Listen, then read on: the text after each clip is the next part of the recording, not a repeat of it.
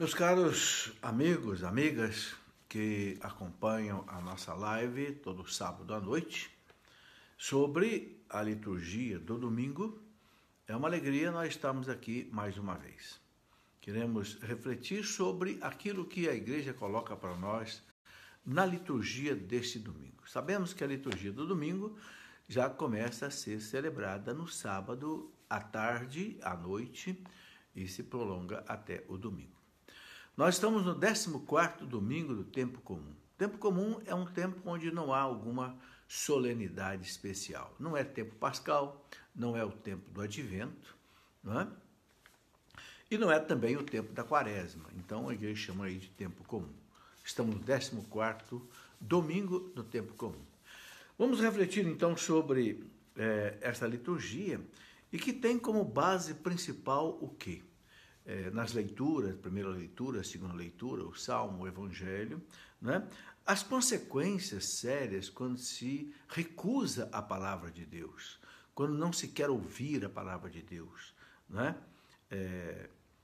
E às vezes quando nós não queremos ouvir a palavra de Deus por parte de alguma pessoa que a gente acha que, não sei, é muito humilde ou não tem condição, mas que muitas vezes fala para nós o que Deus quer que fale.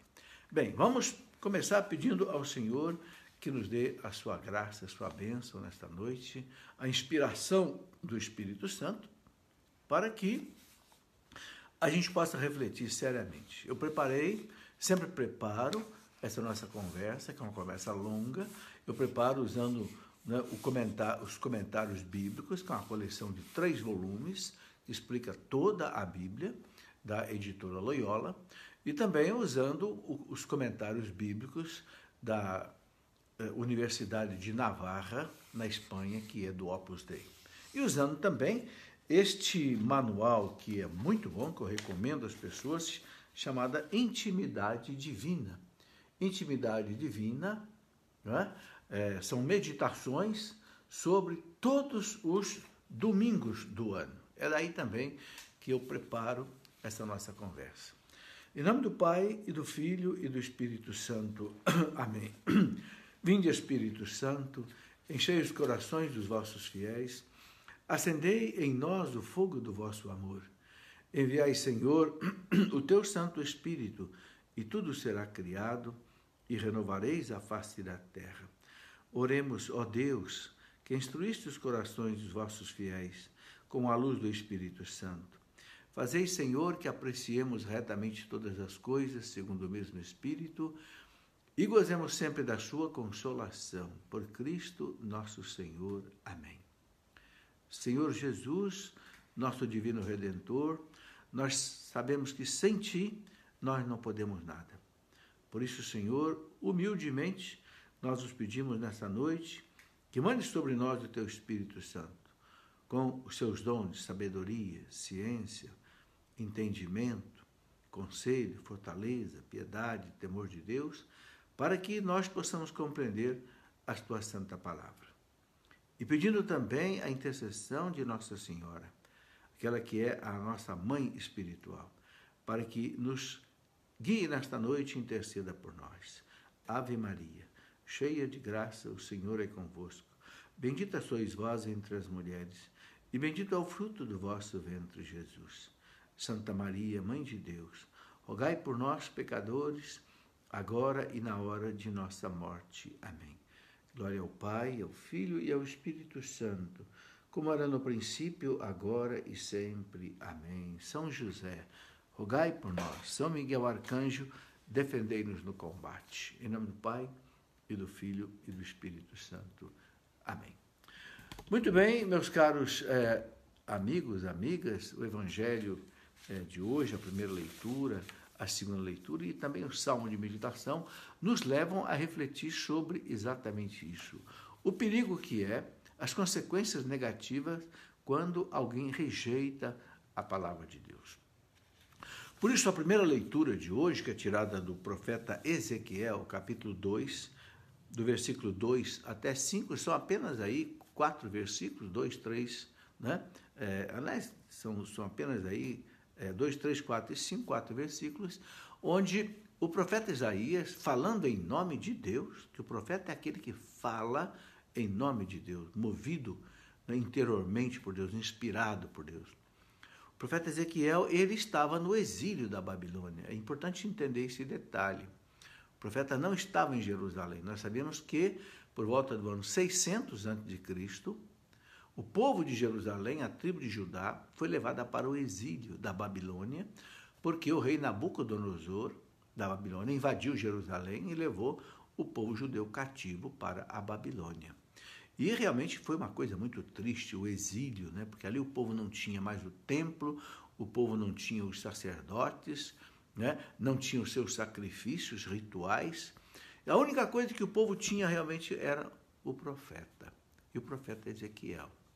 Só que esse povo ele foi levado para o exílio, por quê? Porque estava em Jerusalém vivendo no pecado, sobretudo o pecado da idolatria, adorando deuses falsos, né? Ídolos. E ali, né, em Jerusalém, o profeta Isaías e também o profeta Jeremias alertavam o povo: deixa o pecado, deixa a idolatria, porque senão virá o castigo de Deus, virá a correção de Deus, né, em forma de um exílio. E realmente aconteceu. Mas Ezequiel foi para o exílio da Babilônia. Isaías e Jeremias não foram, mas Ezequiel foi. E o povo lá na Babilônia continuou na idolatria. Então, não querendo ouvir a voz do profeta, como não ouviram em Jerusalém, não é? Então o profeta diz para eles: naqueles dias, depois de me ter falado, entrou em mim um espírito que me pôs de pé. Esse espírito é o Espírito Santo que move o profeta, põe o profeta de pé. De pé quer dizer, numa atitude assim de coragem, de disposição, para levar ao povo aquilo que Deus quer. Então eu ouvi aquele que me falava, é exatamente Deus, né? O qual me disse, abre aspas, filho do homem, eu te envio aos israelitas, nação de rebeldes, que se afastaram de mim por causa do pecado, né? Eles e seus pais se revoltaram contra mim até o dia de hoje, ou seja, mesmo no exílio, mesmo já longe da pátria, né? A estes filhos de cabeça dura e de coração de pedra, vou te enviar, e tu lhes dirás, assim diz o Senhor Deus. Quer te escutem, quer não, pois são um bando de rebeldes, ficarão sabendo que houve entre eles um profeta. Ou seja, Deus manda o profeta falar àquele povo que já estava no exílio e que não ouvia a palavra de Deus, não queria se converter, mas Deus diz, esse povo deve saber que existe aí um profeta. Ou seja, o povo não tem mais no exílio o templo, não tem os rituais, não tem o governador, não tem rei, mas ele tem o profeta e deve ouvir esse profeta. Bem, isto faz com que o pecado do povo se agrave ainda mais, porque quando se vive no pecado e não se é advertido dele, a culpa é menor. Mas quando alguém está no pecado, é advertido sobre o pecado e continua no pecado, então a culpa se agrava. É o que aconteceu exatamente com o povo de Israel, que ficou 70 anos no exílio da Babilônia, antes de retornar por volta do ano 530 para Jerusalém, para a reconstrução do templo. Bem, claro, meus irmãos, que a mensagem aqui dessa primeira leitura é para nós também um alerta, né? O evangelista São João, quando ele começa o evangelho dele, o evangelho de São João, ele fala que Jesus veio para aqueles que eram seus, mas os seus não o receberam. A luz brilha nas trevas, mas as trevas a rejeitaram. Sabe, isso é muito perigoso para todos nós, né? Então, a primeira lição que a gente tira dessa primeira leitura é isso, estar aberto à palavra de Deus, acolher a palavra de Deus, não colocar resistência à palavra de Deus, não colocar resistência à conversão, a deixar o pecado, né? E assim, meio que contrabalanceando isto, o salmista, né, aí o salmo responsorial, da missa de hoje, que é o Salmo 122, ele coloca a atitude exatamente contrária à rebeldia do povo lá no exílio, né?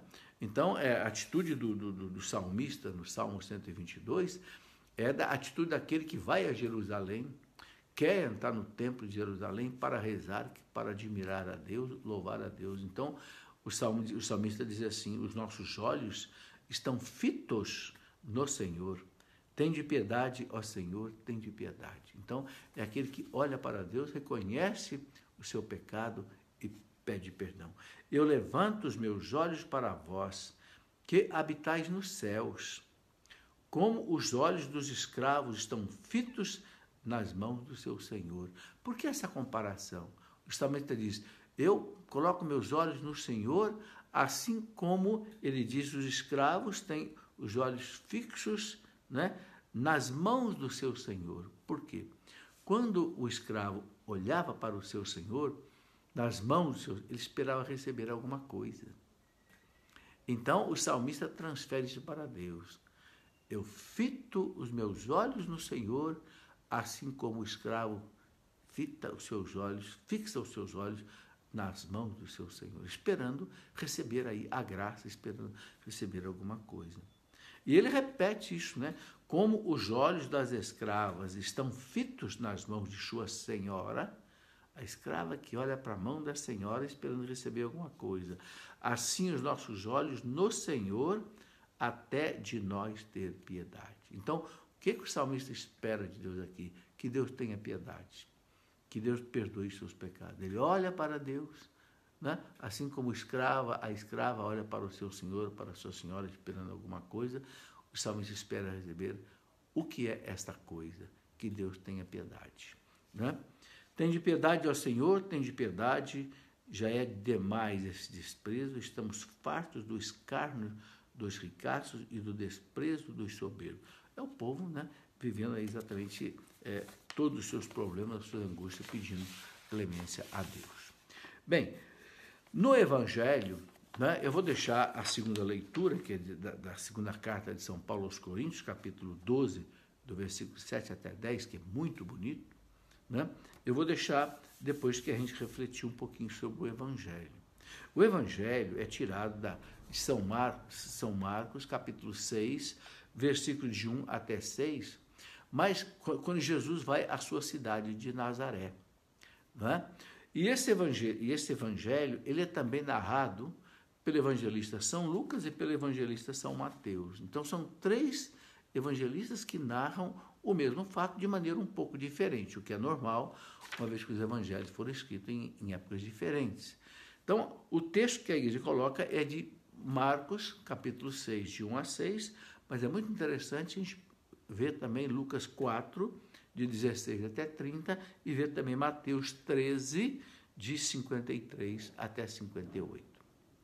Nós conhecemos bem essa passagem. Eu vou ler, o evangelho é curto, diz assim, né, que naquele tempo Jesus foi a Nazaré, que era a sua terra, né, a sua cidade, e seus discípulos o acompanharam. Seus discípulos foram com ele, né?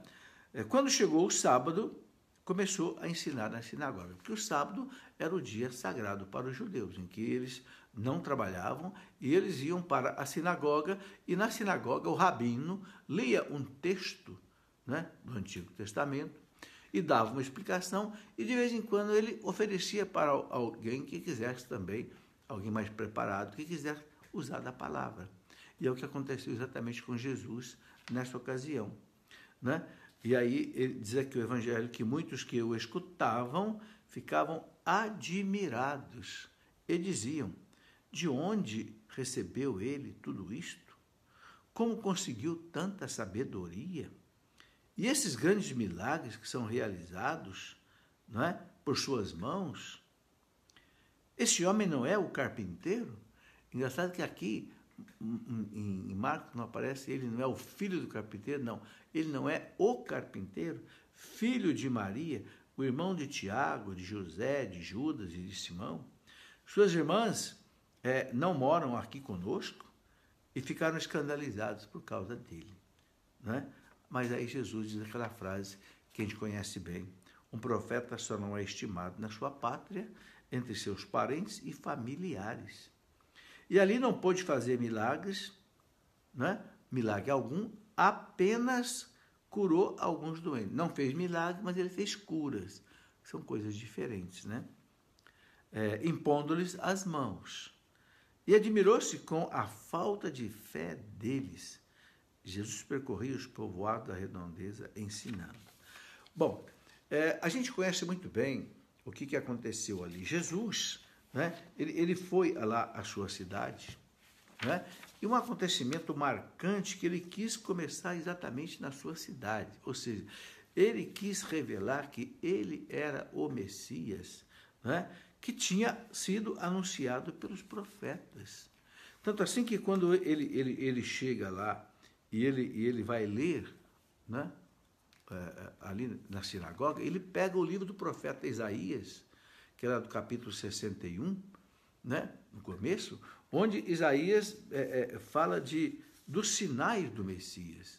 Então Jesus, ele diz assim, né, está no capítulo 4, né, dirigiu-se a Nazaré, onde se havia criado, entrou na sinagoga em dia de sábado, segundo o seu costume, e levantou-se para ler.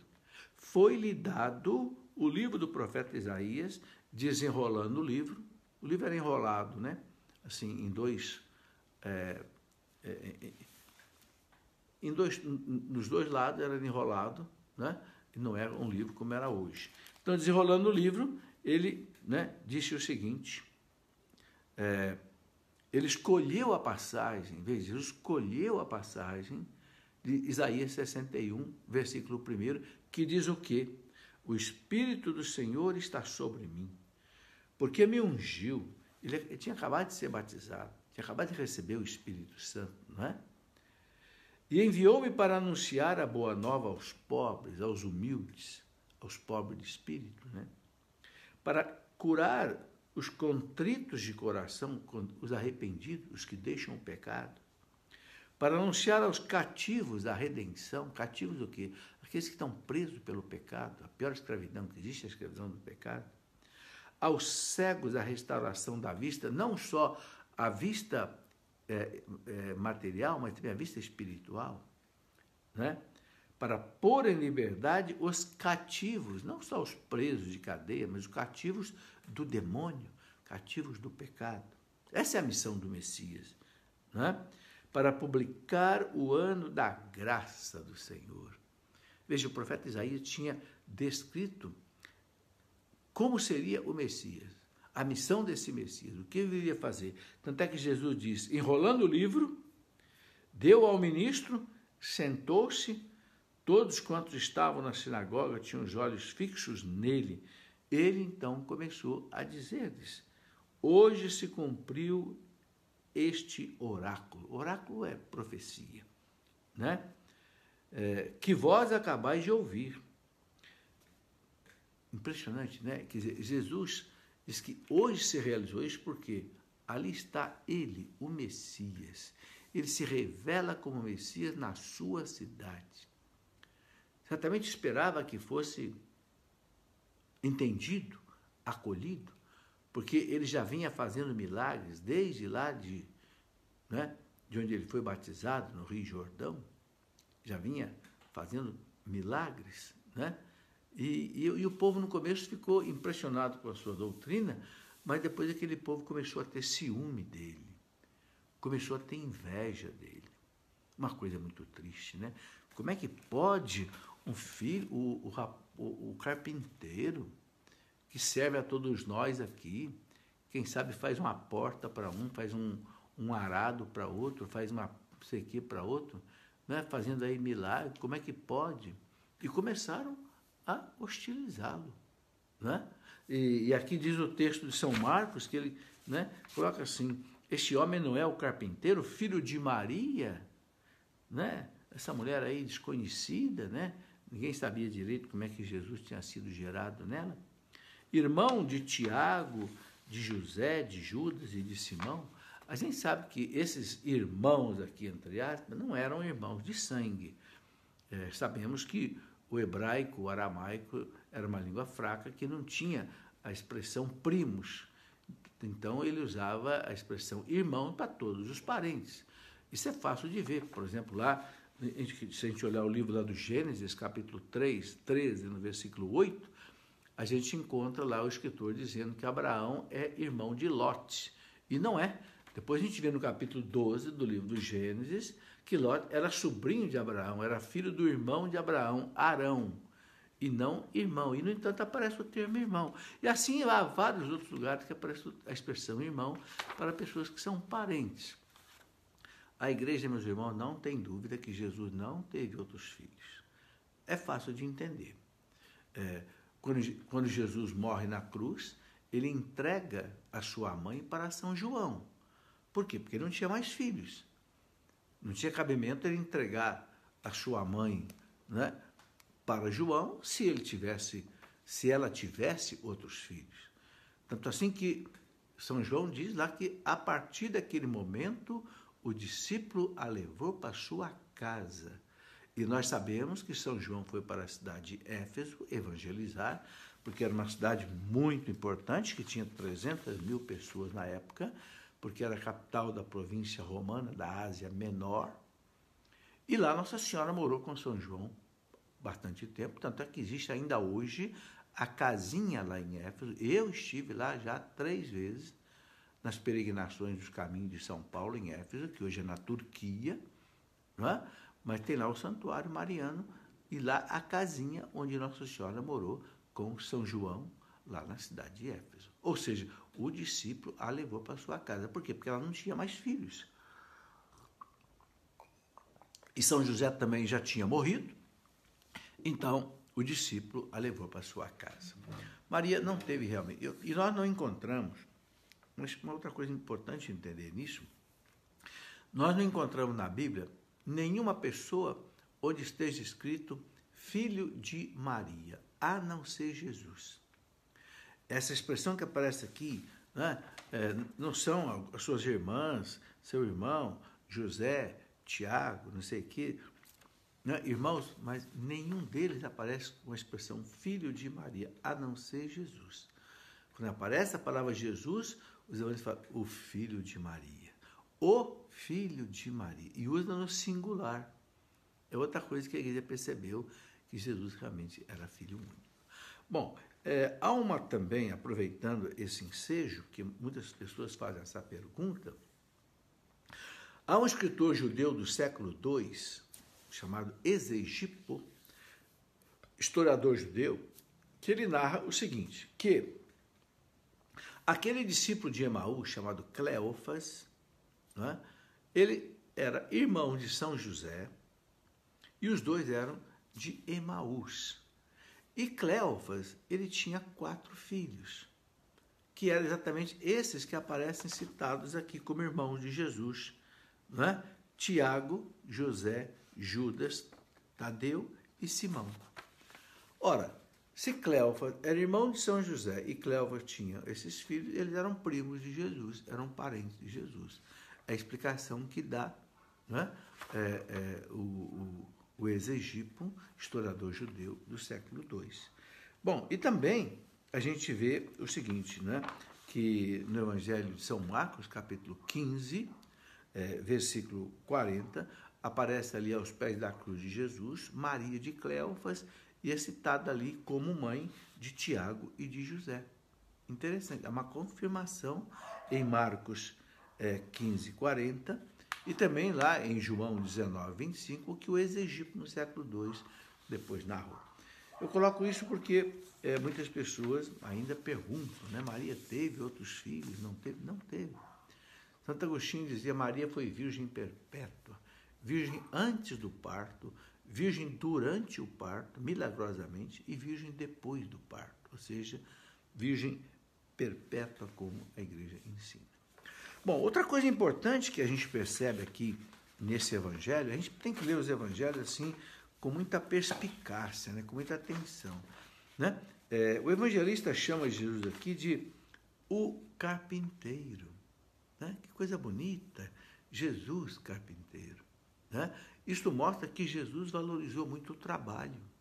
Uma coisa que a igreja ensina, meus irmãos, é que tudo que Jesus fez foi num sentido salvífico da humanidade. Então, o que Jesus está mostrando aqui, quando o evangelista fala o carpinteiro? Ele mostra que o trabalho é algo fundamental para a nossa salvação. O trabalho ele é redentor. Quando o Papa Paulo VI, pela primeira vez, foi à Terra Santa, isso lá por volta de 1964, o Papa Paulo VI fez questão de ir ao local, hoje, a casa onde era a carpintaria de São José. E o Papa Paulo VI fez um discurso ali muito bonito, onde ele fala, entre outras coisas, é aqui que nós queremos aprender o sentido redentor do trabalho. O trabalho é redentor, o trabalho salva. Né? Por isso que São Paulo fala na carta aos Tessalonicenses, quem não quiser trabalhar, que não coma. Né? Não fique sem fazer nada. E Dom Bosco dizia para os jovens dele, né? O ócio, né? Mente vazia é oficina do diabo. Quando a pessoa fica sem fazer nada, fica no ócio, né? Começa lá a tentação, né? Oficina do diabo na cabeça da pessoa. Então, o trabalho é algo redentor. E o trabalho é uma maneira da gente servir as pessoas. Qualquer tipo de trabalho. Né? São Paulo fala na carta aos Tessalonicenses, aos Colossenses, melhor, capítulo 3, lá no versículo 17, São Paulo fala, tudo o que fizerdes, por palavra ou por obra, faça em nome do Senhor Jesus, dando por ele glória a Deus Pai. Ou seja, tudo que a gente faz, todo o nosso trabalho, meus irmãos, ele é redentor, ele é salvífico, para nós e para os outros. Né? O São José Maria Escrivá, que fundou o Opus Dei, ele colocou toda a prelazia, o Opus Dei, centrada no trabalho. O trabalho santifica o homem e o homem santifica o mundo através do trabalho. Que coisa bonita. Então, o Evangelho que apresenta aqui Jesus como carpinteiro foi desprezado pelos seus parentes, amigos e cidadãos ali de Nazaré, porque era um carpinteiro simples.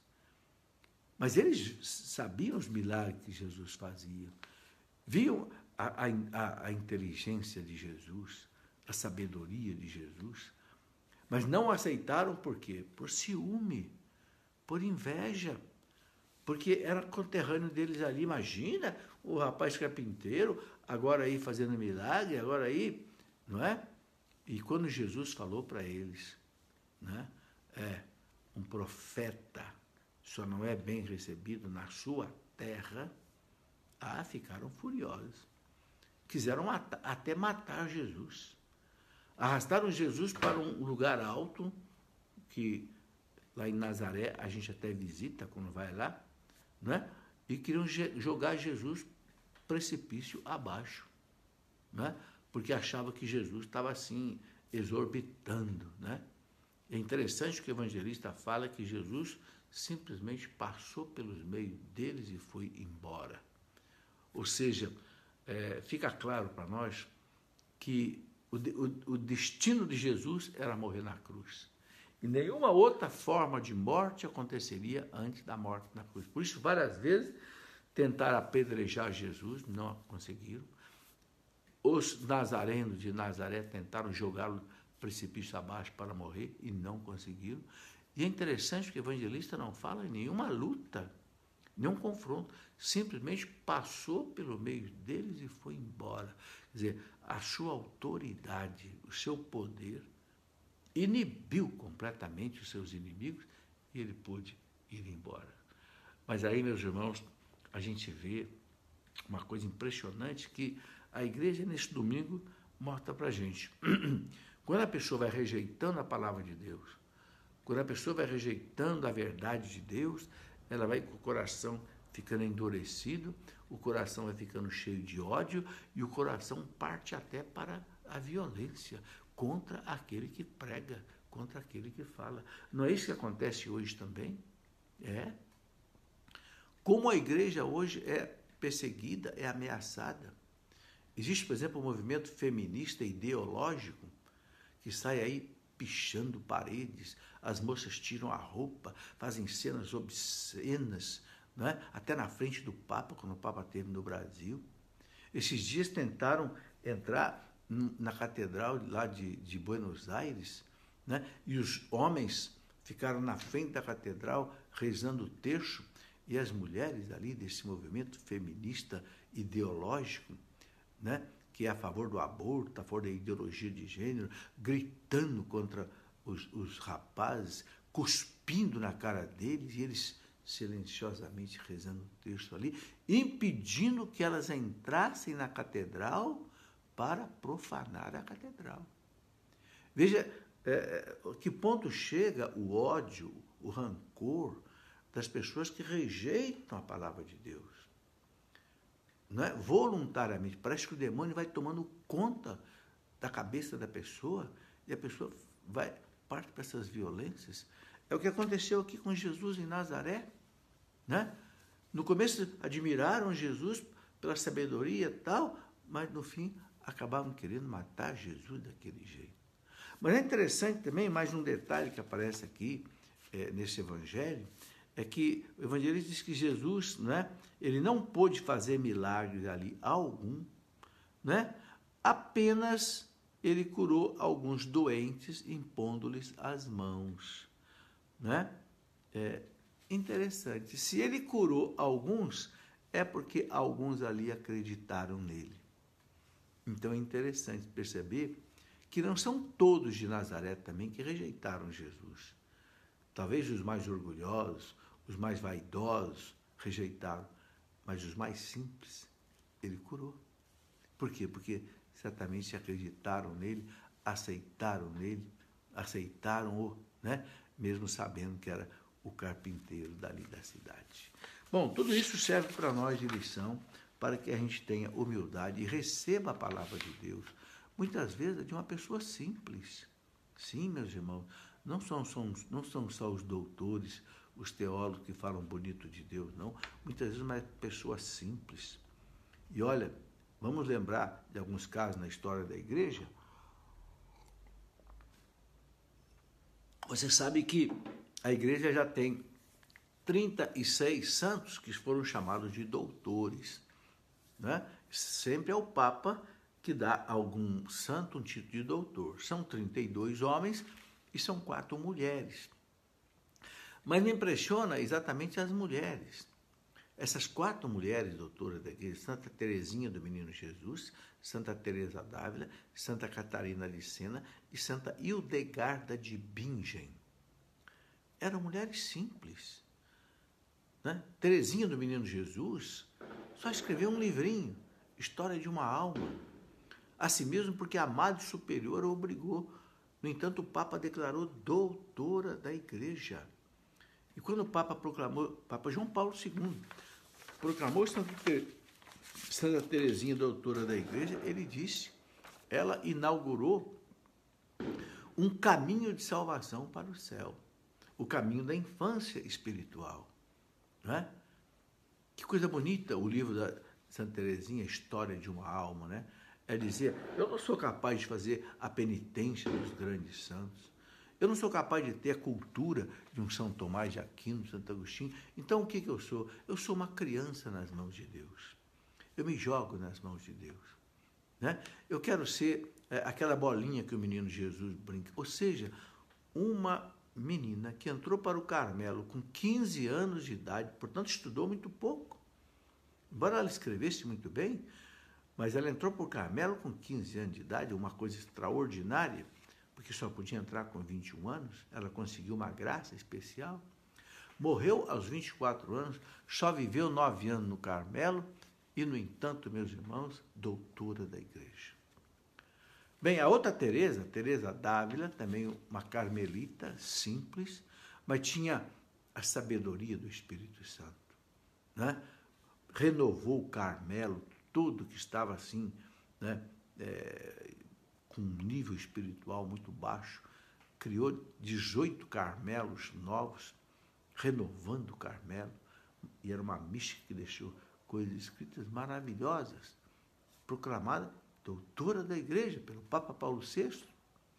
Depois de uma outra freirinha muito simples, Santa Catarina de Sena, que tinha 24 irmãos, 24 filhos, né?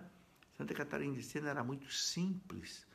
Dizem que era analfabeta, mas, no entanto, era uma mística, cheia da sabedoria de Deus, que escrevia para os reis, escrevia até para o Papa.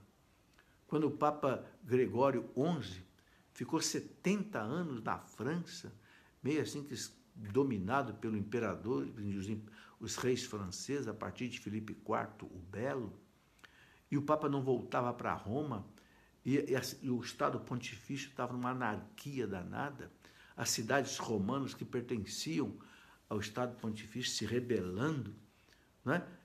E o Papa ficou 70 anos na França. Quem é que conseguiu trazer o Papa de volta para Roma? Catarina de Sena.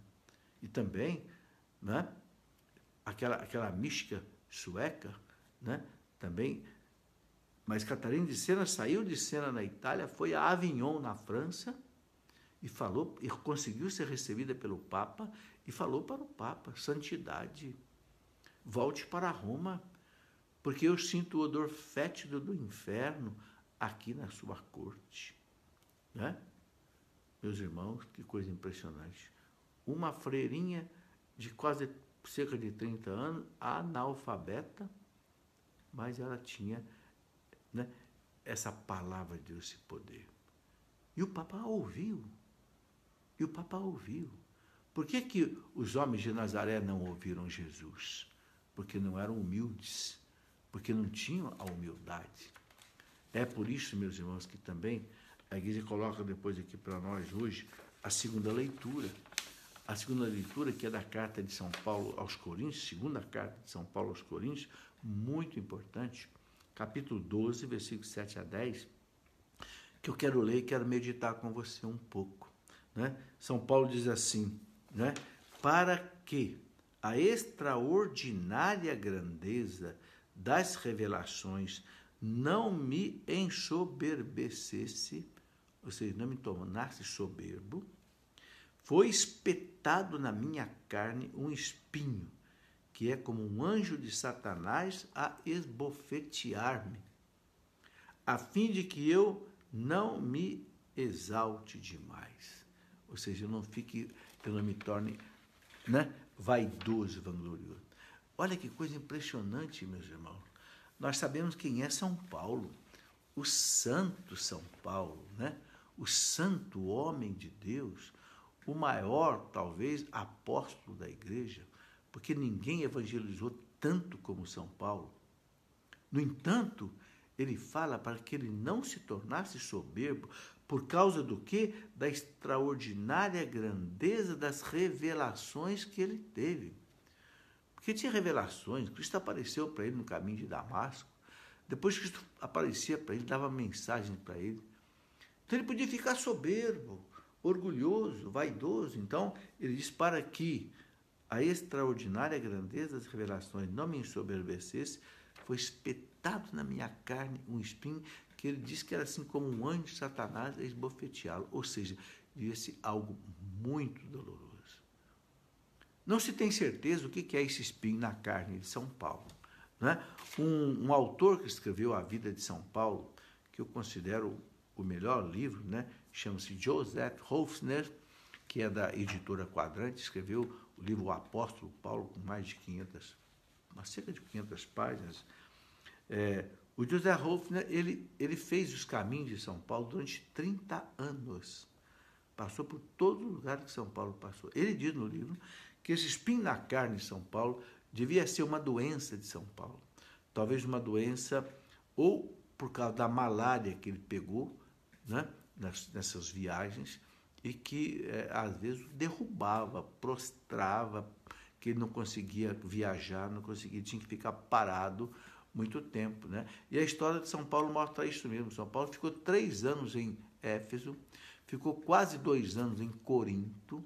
Por que ficou parado tanto tempo em tantos lugares assim? Ele tinha um espinho na carne. E agora, o mais interessante é o que São Paulo diz aqui. Né? Ele coloca dizendo assim: a esse propósito, roguei 3 vezes ao Senhor que o afastasse de mim. Mas ele disse-me, basta-te a minha graça, pois é na fraqueza que a força se manifesta. Tem muita coisa para aprender com isso, meus irmãos. Primeiro, Deus não tirou essa doença de São Paulo. São Paulo se pediu 3 vezes. E São Paulo, quando rezava, as coisas aconteciam. São Paulo fazia milagres. São Paulo ressuscitava mortos. Não é? E por que São Paulo pede 3 vezes para Jesus e Jesus não tira? Ele fala, para que eu não ficasse soberbo. Vamos transferir isso para a nossa vida. Por que será que muitas vezes Deus não nos cura também, não é? Eu, com 22 anos de idade, eu tive um problema na vista, uma doença chamada ceratrocone. Eu estava no auge da minha vida. Eu tinha 22 anos de idade, já estava formado, passei num concurso público para ser professor na Universidade Federal de Itajubá. Eu estava assim, né, recém-casado, já tinha um primeiro filho já nascendo, o Mateus, aí já estava nos meus 23 anos, daqui a pouco comecei a perder a visão, com 23 anos de idade. Fui ao médico e ele disse, você está com uma doença chamada ceratrocone, é a deformação das córneas e não tem cura, você vai ter que usar lente de contato de vidro, porque a córnea perde a esfericidade dela, e depois de 10 anos eu precisei fazer transplante de córnea, né, acabei fazendo 7 cirurgias na vista, e como eu pedi a Deus para curar os meus olhos. Tudo que era padre que eu encontrava, Padre Jonas, Padre Robert de Grande, eu participava de muitos movimentos da renovação carismática, e Deus não me deu a cura assim por milagre. Hoje, graças a Deus, eu enxergo porque Deus me deu a cura através da medicina, né? Mas por que será que Deus não me deu uma cura assim instantânea por alguém rezando por mim? Não sei, eu fico pensando. Eu, na minha juventude, lá, quem sabe, meus 24 anos, 25 anos, talvez eu me tornasse alguém soberbo, vaidoso. Então, esse espinho na carne que eu vejo em São Paulo, né, diz que foi espetado como fosse um anjo de Satanás, eu também. Como era duro eu usar aquelas lentes de contato de vidro, que às vezes eu perdia, né? Às vezes queimava em meus olhos, depois 7 cirurgias, mas Deus me ensinou, meus irmãos, a paciência, Deus me ensinou, né, muita coisa bonita. Então, é uma lição que Deus dá para a gente, não se assuste com o sofrimento, não. Quando Deus permite que o sofrimento atinja a gente, Deus tem um desígnio de salvação. É por isso que São Paulo diz, tudo concorre para o bem daqueles que amam a Deus. E ele fala aqui, né? Porque é na fraqueza que a força de Deus se manifesta. É quando a gente se sente fraco, pequeno. A gente não conta com a gente, mas conta com Deus, então aí a força de Deus se manifesta, né? Eu gosto muito daquela passagem, até vou pegar aqui, aquela passagem da carta de São Paulo aos Coríntios, né? Onde São Paulo coloca o seguinte, ele diz assim, né? Primeira carta aos Coríntios, capítulo 1, no versículo 27, São Paulo diz assim, o que é estulto no mundo, Deus o escolheu para confundir os sábios. Estulto quer dizer o ignorante, né? E o que é fraco no mundo, Deus o escolheu para confundir os fortes. Então Deus escolhe os incultos para confundir os sábios e os fracos para confundir os fortes. E o que é vil e desprezível no mundo, Deus o escolheu como também aquelas coisas que nada são, para destruir as que são. Mas por que isso? Aí São Paulo explica aqui no versículo 29. Assim, nenhuma criatura se vanglorie diante de Deus. Tá? Para que ninguém se vanglorie diante de Deus, Deus usa o fraco para confundir o forte, usa o pequeno para confundir o grande. Diz aqui, é por sua graça que estais em Jesus Cristo, que da parte de Deus se tornou para nós sabedoria, justiça, santificação e redenção. para que, como está escrito, quem se gloria, glorie-se no Senhor. Quem se glorie, glorie-se no Senhor. Né? Então, veja que coisa interessante, né? Nós não podemos ser aquilo que Santa Catarina de Sena dizia, ladrões da glória de Deus. Deus sabe que tudo que nós temos de bom foi Ele que nos deu. Né? A vida que nós temos, tudo que nós temos, os olhos que nós temos, os ouvidos que nós ouvimos, não fomos nós que fizemos. Tudo isso nós recebemos de Deus. Ok? Então, do que nós vamos nos gloriar? Né? Na primeira carta aos Coríntios, capítulo 4, no versículo 7, São Paulo diz uma coisa também muito interessante. Quero ler aqui. Ele diz assim, né? Se tudo que nós recebemos de Deus, então do que nós vamos nos vangloriar? Né? Ele fala assim, o que há de superior em ti? É 1 Coríntios 4, 7. O que há de superior em ti? Que é que possuis que não tenhas recebido? E se o recebestes, por que te glorias como se o não tivesses recebido? Olha, se tudo que eu tenho eu recebi de Deus, a inteligência, a liberdade, a vontade, a memória, a consciência, esse corpo, tudo, as mãos, a vida, o ar que eu respiro, se tudo eu recebi de Deus, do que eu vou me vangloriar? Porque eu falo bonito? Porque eu canto bonito? Porque eu sou um bom jogador de futebol? Eu vou me vangloriar? Santa Catarina diz, não seja ladrão da glória de Deus. Então, o que São Paulo coloca aqui, né, eu acho isso muito interessante, na fraqueza que se manifesta a força. Por isso, de bom grado, eu me gloriarei das minhas fraquezas. Olha o que São Paulo diz, eu não vou me vangloriar das minhas forças, dos meus talentos, não. Vou me vangloriar das minhas fraquezas, das minhas misérias, para que a força de Cristo habite em mim. Então, meus irmãos, quando eu sou humilde, quando me vanglorio é da minha miséria, não das coisas maravilhosas que eu faço. Quando me vanglorio da minha pequenez, sou um servo pequeno de Deus. Então, a força de Deus se manifesta em nós. Como eu achei bonito quando o Papa Bento XVI, quando ele foi eleito, ele disse, eu sou apenas um humilde servo da vinha do Senhor. Humilde servo, escravo da vinha do Senhor. Ou seja, tudo que eu sou, que eu tenho, que eu faço, eu recebi do Senhor. E São Paulo diz aqui assim, né?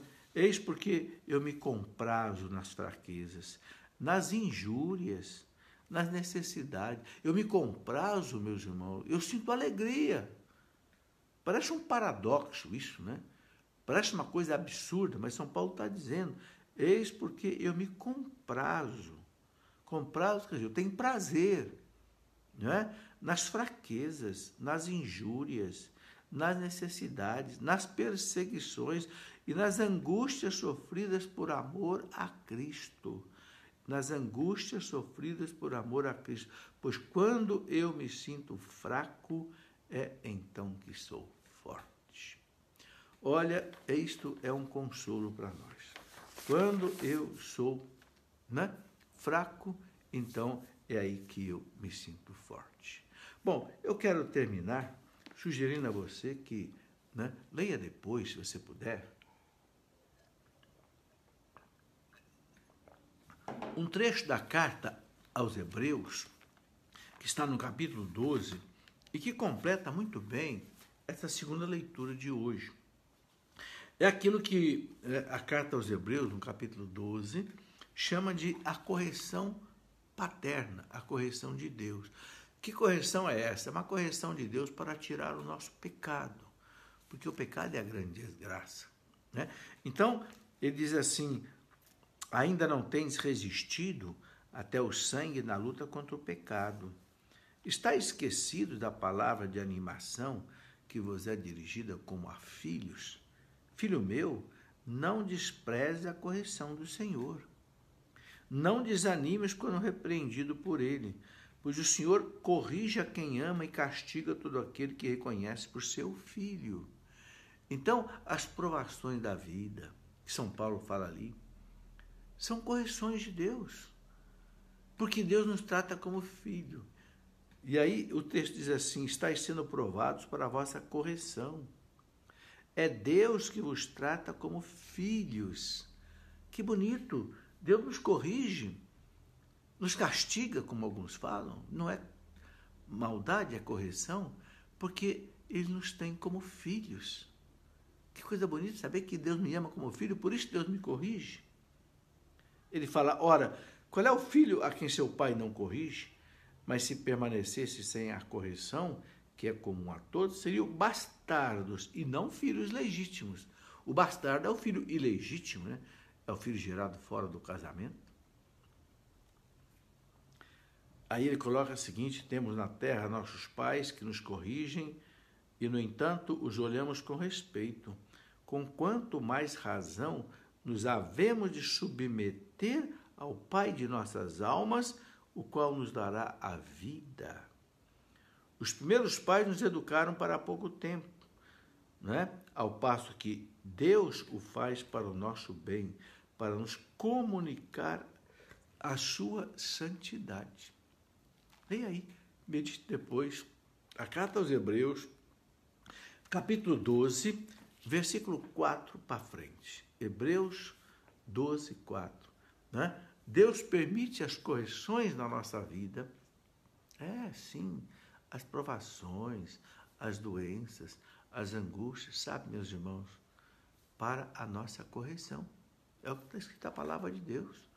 Não sou eu que estou falando. Então, nós experimentamos aqueles momentos de fraqueza, de pequenez. Parece que nós somos abatidos. Mas São Paulo fala, é nessa fraqueza que nós experimentamos toda a força de Deus. Claro, meus irmãos, para entender tudo isso é preciso fé. Fé, abandono nas mãos de Deus. E é isso que eu quero pedir ao Senhor, encerrando este programa. Senhor, não é fácil compreender toda esta vossa palavra. Não é fácil entender, Senhor, todo esse ensinamento de São Paulo, da carta aos Hebreus, porque nenhum de nós gosta de sofrer. Nenhum de nós gosta de ter provações, né? Mas nós sabemos que a tua mão poderosa está sobre nós. Nos assiste, nos guia, nos educa como filhos. Então, Senhor, nós pedimos hoje, nesta noite, que o Senhor nos dê a graça, o dom da fé.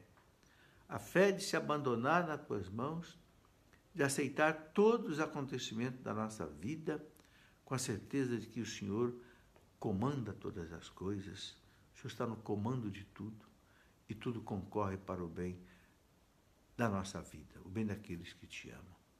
E nós pedimos tudo isso, Senhor, pela intercessão de Nossa Senhora, pela intercessão de São José.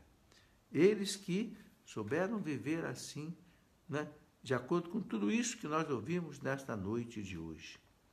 Pela intercessão deles e pela bondosa ação do Espírito Santo na nossa vida, nós possamos ter esse dom da fé.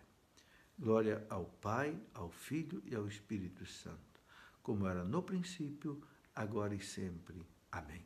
Em nome do Pai, e do Filho e do Espírito Santo. Amém. Muito obrigado, meus irmãos. Boa noite a vocês todos que me acompanharam até agora. Estou vendo aí o Antônio, a Flávia, né? Sejam abençoados por Deus nesta noite. Tenham um domingo de paz. Robson, Rosa, Rita de Cássia. Que Deus os abençoe. Rezo por vocês. Peço que vocês também rezem por mim, porque eu tenho uma atividade muito intensa, sobretudo na Canção Nova. Amanhã mesmo estarei fazendo uma pregação às 9 horas, no encontro de famílias lá na Canção Nova, né? Pela rádio, pela TV Canção Nova e também ali ao vivo, ali no Centro de Evangelização da Canção Nova. Peço as orações de vocês. Até o nosso próximo encontro, que deverá ser, se Deus quiser, na segunda-feira, às 20 horas, aqui, também por esse meio de comunicação. Muito obrigado e boa noite a todos.